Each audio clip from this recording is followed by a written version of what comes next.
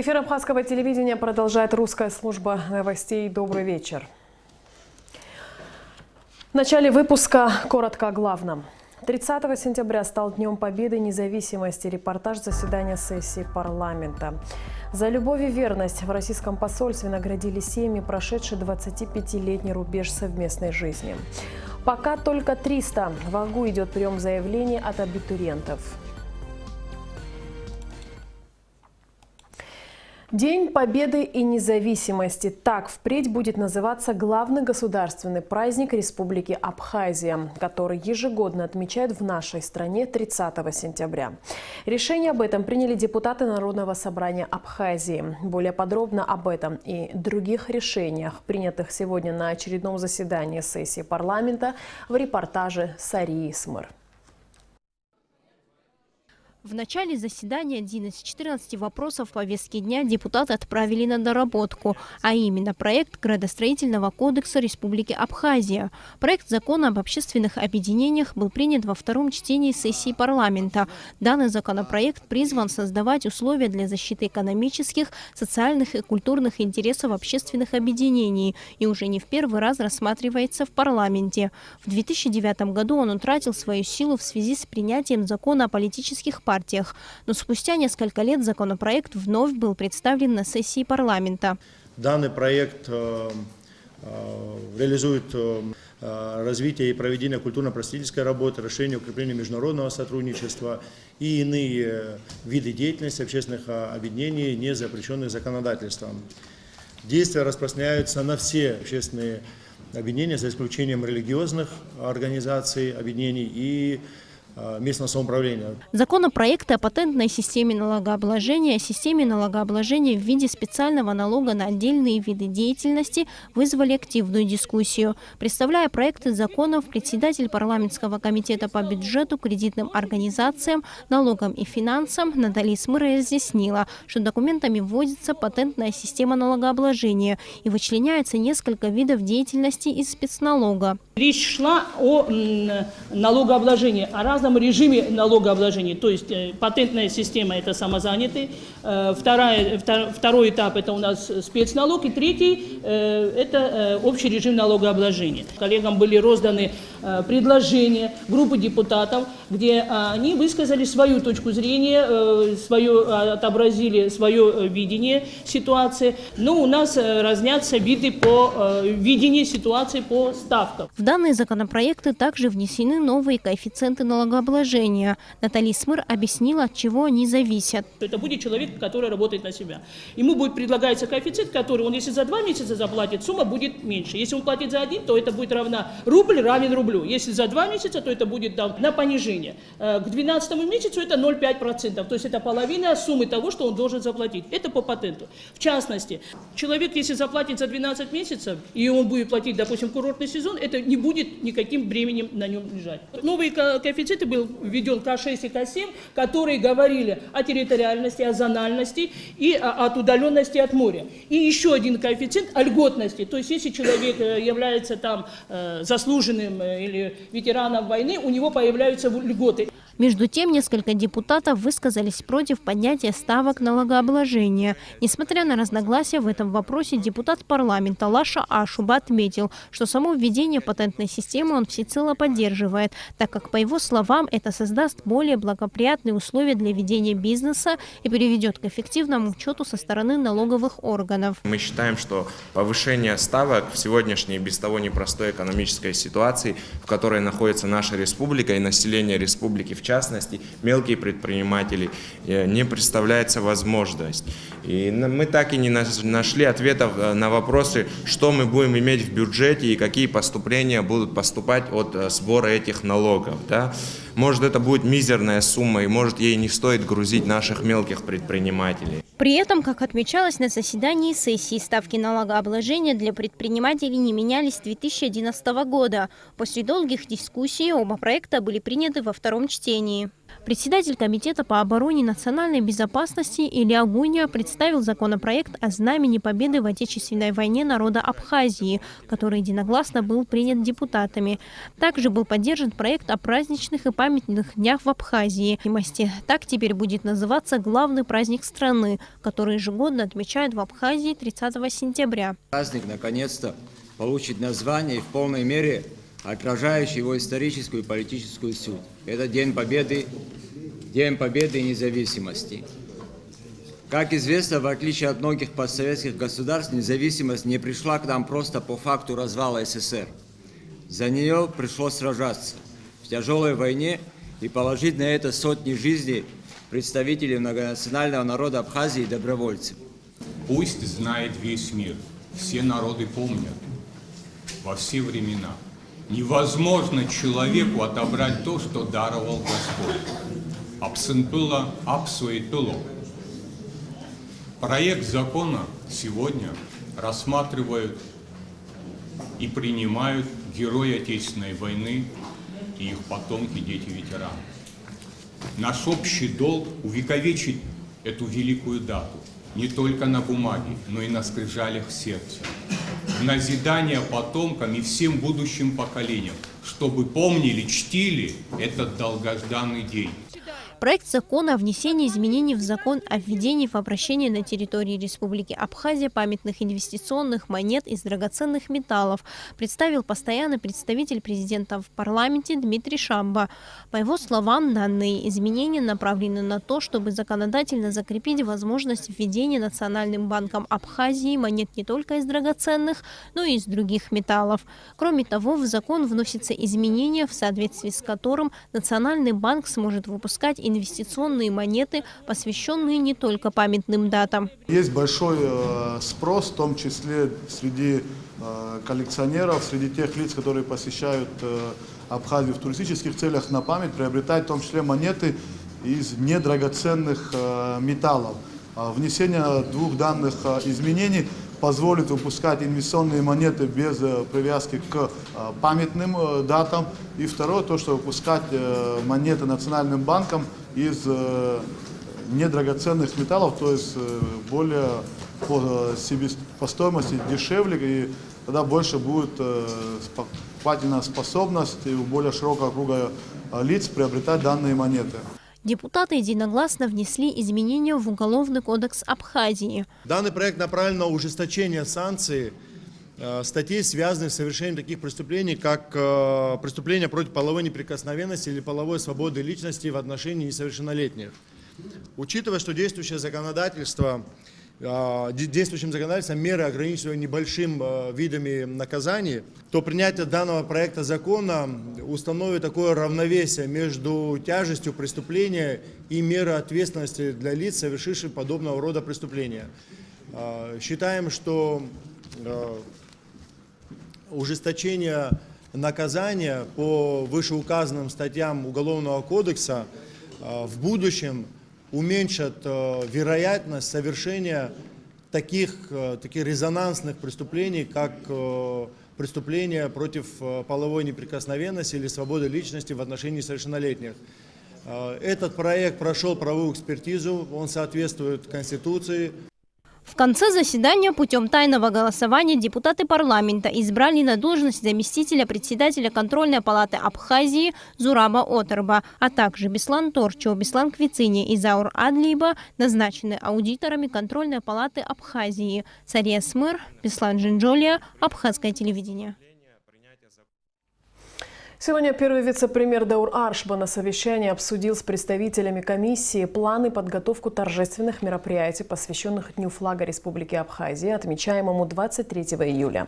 Начальник управления культуры и администрации города Сухумна Лахашик представила проект плана праздников в столице.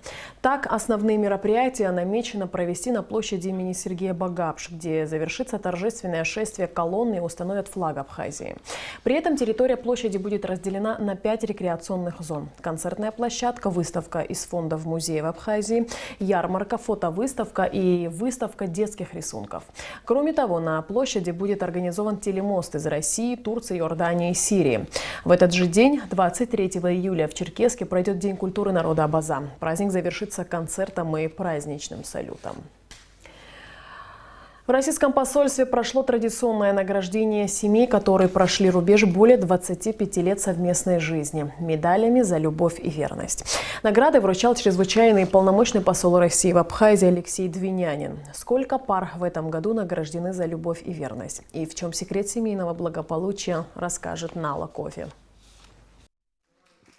Ежегодно в июле отмечается Всероссийский день семьи, любви и верности. Этот праздник в России учрежден по инициативе депутатов Государственной Думы. Интересно, что инициатива поддержана всеми традиционными религиозными организациями России. Ведь идея празднования Дня семьи, любви и верности не имеет конфессиональных границ. В посольстве Российской Федерации в Абхазии прошло традиционное награждение семей, проживших в любви и верности более 25 лет. В этом году были отмечены 8 пар, которые преодолели все тяготы жизни рука об руку не один десяток лет. Это семьи Гургулия, Касландзе, Акущан, Ушаковых, Ануфрийчук, Исаханян, Кетя и Берулава. Им были вручены медали за любовь и верность. Пригласили вас на торжественную церемонию вручения памятных медалей за любовь и верность семейным парам, которые живут в мире и согласии более 25 лет. Это действительно очень знаменательное событие, и мы и в России, и в Абхазии, конечно, хотим, чтобы такие события не оставались в стороне. Традиционно это мероприятие является частью всероссийского праздника с очень символичным названием – День семьи, любви и верности. Наверное, эти три понятия, они для каждого из здесь присутствующих являются основополагающими в жизни. Спасибо большое. 51 год живут вместе супруги Ушаковы, Виктор и Валентина. Трудовая биография Ушаковых связана с работой в МЧС России в пожарной охране. Там же работала и супруга. Оба ветераны труда, имеют награды. Сын, защищая Абхазию в Отечественной войне, пропал без вести. После получения трагического известия супруги переехали в Сухум и проживают здесь уже более 20 лет, активно участвуя в движении «Матери Абхазии за мир и социальную справедливость». Самое главное, хочу всем парам пожелать, и всем их детям, и внукам, и правнукам, чтобы никогда, никогда больше не лилась кровь на этой земле, чтобы дети были счастливы, чтобы внуки и правнуки жили в мире, согласии. И дай Бог им тоже прожить также 50 лет, а то и больше в мире и согласии. Еще одна семейная пара, преодолевшая семейный полувековой рубеж – семья Кущан, посвятившая всю свою жизнь не только семье, сыну и двоим внукам, но и педагогической деятельности в школе села Дранда Гулрижского района. Я хочу сказать, что пришлось поработать и в Казахстане, и в России, в Белгородской области. И вот 46 лет работал в Дранской средней школе. Ну, вроде бы годы прошли незаметно, но оказалось уже 52-й год. Желаю всех присутствующих здесь людей счастья, здоровья, благополучия. Ну и еще прибавить годков 50 можно.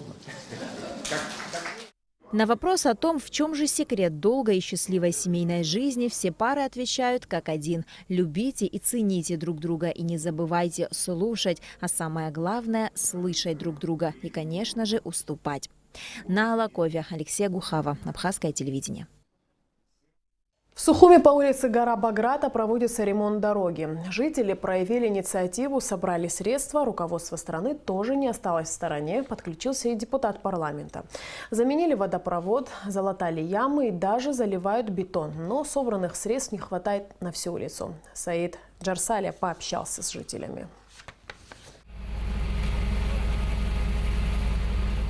Дорога, ведущая к одному из достопримечательностей столицы, замку царя Баграта, капитально не ремонтировалась несколько десятков лет и находилась в крайне плачевном состоянии. По словам местных жителей, сюда и легковые машины с трудом поднимались, а в ночное время даже пешеходы получали немало травм, спотыкаясь и падая в глубокие ямы прямо на дороге. 2 недели назад по инициативе местных жителей здесь начался ремонт. 2 месяца назад к нам подошли Аквафон, устанавливали вышку, у нас здесь гора и высотка здесь. Вот. Они установили.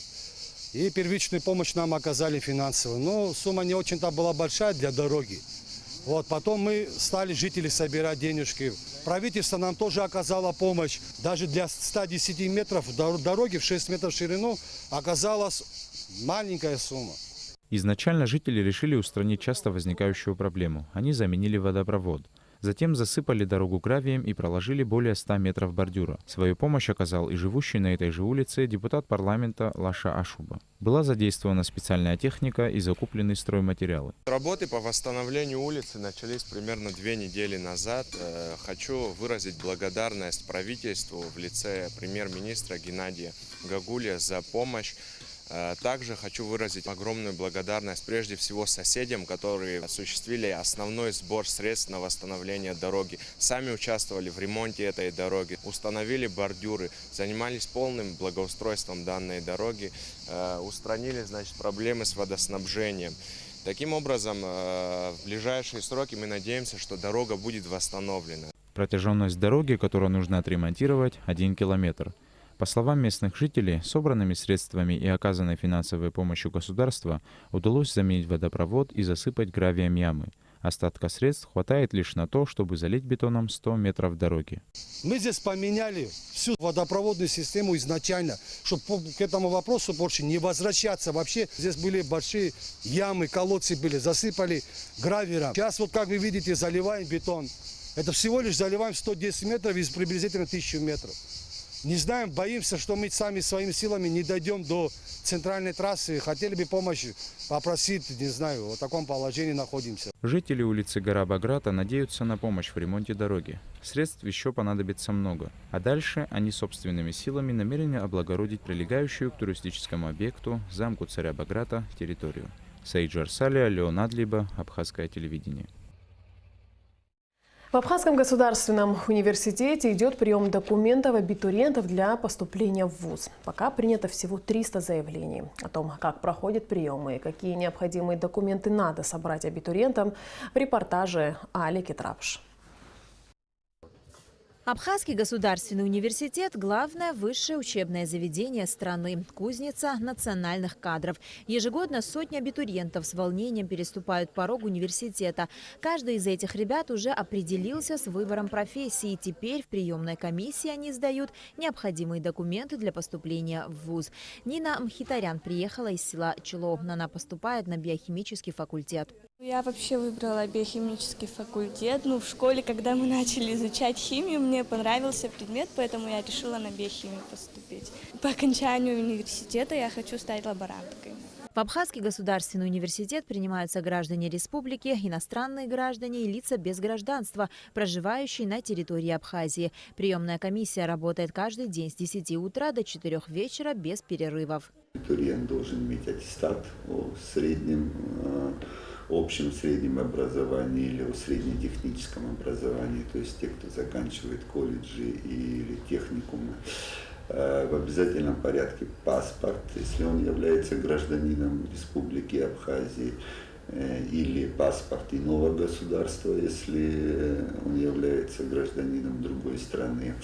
Либо есть у нас категория ребят, которые поступают к нам, не имея гражданства. Лица, не имеющие гражданства, они имеют право обучаться в Абхазском госуниверситете, но при этом они предоставляют документ, удостоверяющий личность. Кроме этого, все в обязательном порядке предоставляют медицинскую справку соответствующей формы.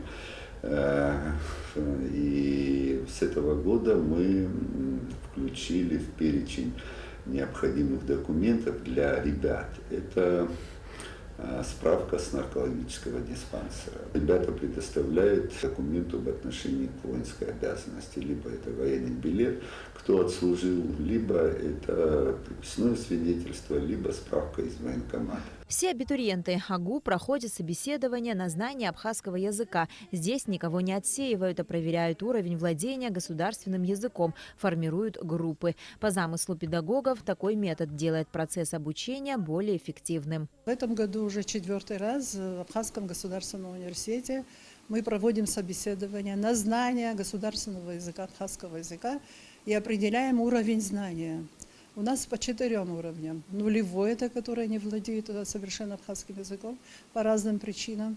Элементарный уровень, есть базовый уровень и высокий уровень. Мы определяем уровень знания, потом, когда они придут на первый курс, сразу, чтобы они определились по группам. В этом году в университете по программам бакалавриата и специалитета, магистратуры и второго высшего образования введены новые профили: теория перевода и межкультурная коммуникация, производственный менеджмент, защита растений, государственный финансовый контроль и государственное муниципальное управление. По госзаказу в этом году в АГУ выделено 346 мест, в основном на педагогические направления – математика, физика, химия, биология, филология, история, география. Наибольшей популярностью у абитуриентов по-прежнему пользуются такие специальности, как юриспруденция, экономика и международные отношения. При этом план приема абитуриентов в АГУ формируется исходя из необходимости подготовки кадров для нашей республики. Многие из тех ребят, которые уезжают и получают образование в российских вузах, по окончанию вуза либо не возвращаются в Абхазию, либо возвращаются, но не могут здесь найти рабочее место, и в итоге снова уезжают в Россию и реализуют себя там. Вот это вот проблема. А мы не ставим проблему, вот в Абхазском университете мало или много студентов. Проблема в том, чтобы выстроить систему так, чтобы готовить и направлять ребят к получению специальности, по которым они могут найти работу у себя дома, у себя в стране. Абитуриенты имеют право на льготное внеконкурсное зачисление в АГУ. Это лица, окончившие школу на золотую или серебряную медали, дети ветеранов, если один из родителей погиб, дети-инвалиды 1-2 группы, дети-сироты, репатрианты и их дети. Также льготами пользуются граждане, уволенные с военной службы и поступающие в АГУ по рекомендации Министерства обороны Абхазии. На Алакове Алика Трапшаста Мургожба, Абхазское телевидение. В Москве продолжается реконструкция павильона «Абхазия». На территории ВДНХ проводятся работы по восстановлению исторического облика выставочного центра, реставрируются знаменитые фонтаны и павильоны. Посол Абхазии в России Игорь Ахба, торгпред Абхазии в России Олег Барцыц, представитель руководства ВДНХ, исполнительный директор Международного культурного делового центра Абхазии Олег Лакоба, а также глава московской абхазской диаспоры Беслан Агарба осмотрели ход работ по реконструкции павильона «Абхазия». Было отмечено, что сделано уже много. Практически восстановлен фасад здания. В настоящее время ведется внутренняя реставрация. Посол выразил благодарность мэру Москвы Сергею Собянину и руководству ВДНХ за содействие в реконструкции павильона. А сейчас о погоде. По сообщению Гидрометцентра, завтра в Абхазии ожидается облачная погода с прояснениями. С ночи и до второй половины дня дождь, возможно гроза. Температура воздуха ночью плюс 19-24, днем 26-31 тепла. Температура морской воды плюс 20. На этом наш выпуск завершен. Всего доброго и до встречи в эфире.